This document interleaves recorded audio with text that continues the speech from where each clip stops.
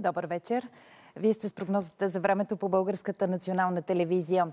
Потвърждават се очакванията за рязко и съществено застудяване, валежи от сняг и виелици в събота. Преди това затоплянето ще продължи и в много райони от страната температурите ще бъдат по-високи от обичайните за средата на януари.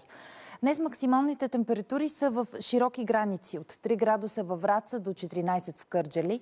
В София след 3 градуса вчера, днес след обед температурата достигна 7. И утре максималните температури ще бъдат в голям интервал от 4 до 16 градуса. Ще бъде облачно в много райони с преваляване от дъжд, а в по-голямата част от страната ще духа умерен югозападен вятър. Минималните температури ще са между -1 и +4, в София около 1. Сутринта на много места видимостта ще бъде намалена от мъгли, а в северозападните райони, в областите Видин, Монтана и Враца ще има условия за поледици.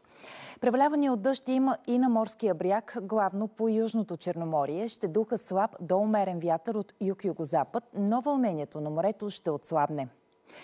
И в планините ще има валежи, като границата между дъжд и сняг ще бъде на около 1700 метра. Ще се задържи много ветровито с умерен, временно силен вятър с посока от запад-югозапад. Температурите ще се повишат с още няколко градуса и максималните по върховете ще бъдат от -3 до +2 градуса.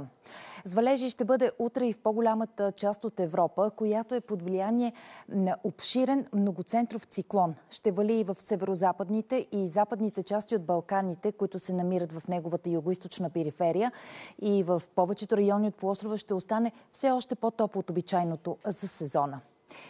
И у нас и в петък затоплянето ще продължи, но отново няма да засегне районите с по-трайни мъгли. Ще има места с превалявания от дъжд, но предимно слаби.